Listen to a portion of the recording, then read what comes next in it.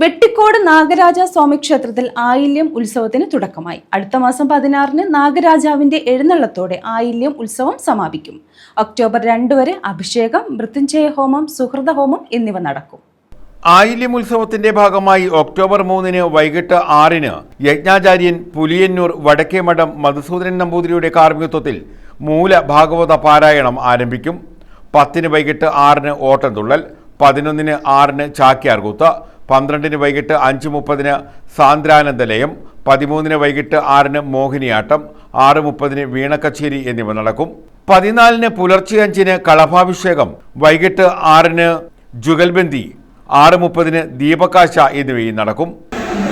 വെട്ടിക്കോട് നാഗരാജസ്വാമി ക്ഷേത്രത്തിലെ ഈ വർഷത്തിൻ്റെ ആയില്യത്തിൻ്റെ ഒരു പ്രത്യേകത എന്ന് പറയുന്നത് 2 ആയില്യമാണ്. അതായത് ഇന്നലെ ആയിരുന്നു ആയില്യം, ഇന്ന് മുതൽ ഇവിടെ ഉത്സവം തുടങ്ങുകയാണ്.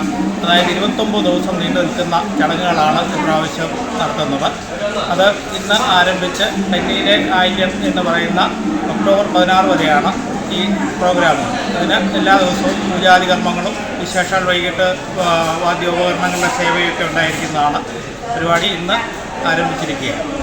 15-ന് രാവിലെ മഹാനിവേദ്യം, 12-ന് പൂയം സദ്യ, ഉച്ചകഴിഞ്ഞ് 3-ന് പഞ്ചവാദ്യം, 6-ന് പൂയം ദീപാരാധന, രാത്രി കേളി എന്നിവയും നടക്കും. ആയില്യം ഉത്സവത്തിന്റെ ഒരുക്കങ്ങൾ പൂർത്തിയായതായി ക്ഷേത്ര കാര്യദർശികൾ അറിയിച്ചു.